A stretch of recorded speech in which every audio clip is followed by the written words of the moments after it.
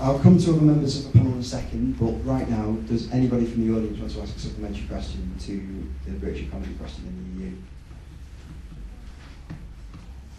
Nobody? Okay, I'll ask one. In light of what's been happening this week regarding MP in Westminster's expenses, and with members of the European Parliament able to claim, when I get it, hang on a second, it's essentially the same amount, £63,000 a year in salary, which may be changed, 64, look at you, which may have the option to be changed into euros, which could see an increase in the next few years. And also a €287 allowance for every day that you work in Parliament. The European Parliament also pays €190,000 a year towards staff costs and are entitled to £36,000 a year to run their offices in their home countries. Is this justified in the current economic climate? And I think I'll pass that to Brian at the end. Thanks very much. Expenses. It's an issue that's been going on now. I actually heard it on the news. This is day 7 of the expenses, and the saddest thing about it is that we are spending so much time talking about this disgrace, and we're not talking about politics. The entire launch of our party's European manifesto was spent talking about MPs who've been suspended today. I think you've got to talk about a difference between people's salaries and a difference between expenses. I think people get a salary for doing a job. That should be set. That should be set reasonably. It should be made sure that it's transparent, that things are seen. I think when you talk about expenses, you have to be much, much more open and honest, and I think we've seen a great move towards that. Talking specifically about expenses for MEPs, the Labour MEPs for the last 9 years have submitted all of their receipts to an independent scrutineer, something that the other British MEPs haven't done. So that's something that we've always been clear of. It's there, it's been independent, and can be seen. Just to pick up on the other question about Eurozone and the whole idea of the economic power of Europe, why we need it. Well, the Eurozone is not just Europe. A lot of countries will use the euro as their marker and their trade. Tony Blair and Gordon Brown did never say that they wanted to have the euro. They were very clear that there would have to be a set of indicators that had to be met before they even took it to the country as a referendum. So it was very clear that it was something that they weren't just going to jump into. But just to give you an idea, there's also lots of other parties will turn around and tell you that you waste your money. Thousands and thousands of pounds every year is wasted in Europe. The GDP of Europe has increased by 2.2%, and that equivalent to £360 per person per year. It doesn't sound a lot, but it's an increase, not a takeaway. 10% of all jobs in the United Kingdom are dependent upon our trade with Europe, and £150 billion worth of export from the UK goes to Europe because of the arrangements that we have. It comes back to us as well. A lot of EU money comes back and supports projects like the Eden project, like some IT systems and other aspects up in the Highlands and rural communities. So make no mistake, the economic sides of Europe are absolutely essential to us and essential to our growth. And Ruth. Okay, so on the question of expenses, are they justified? I think you should only get paid back what you spend, and that should be properly accounted for. And I think this argument that somehow the system encouraged misuse is completely flawed.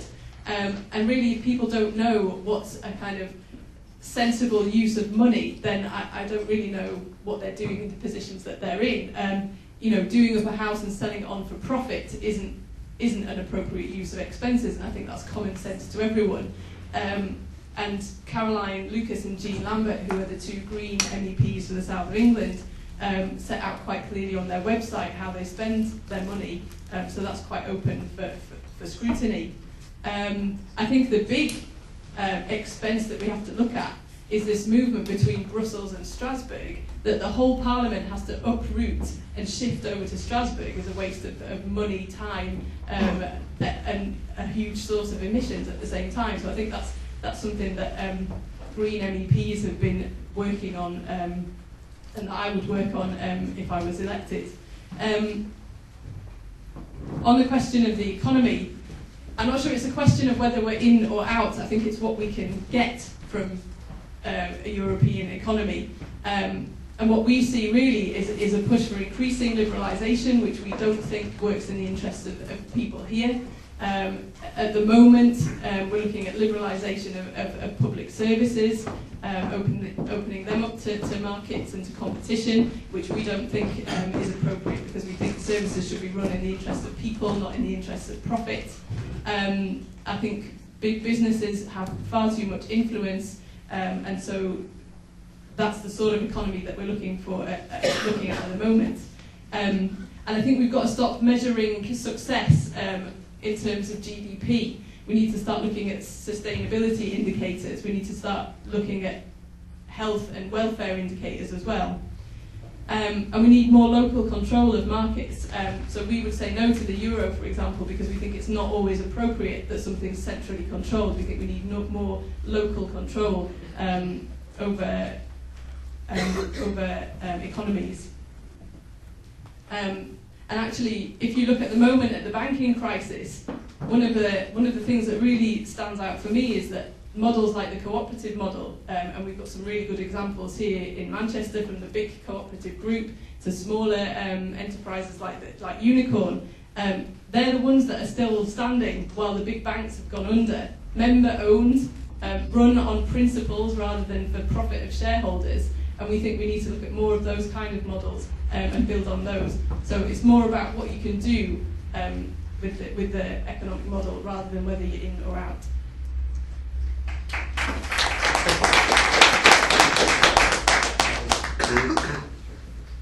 Well, I'm not very popular in the European Parliament because I have a reputation for blowing the whistle on some of the practices that go on.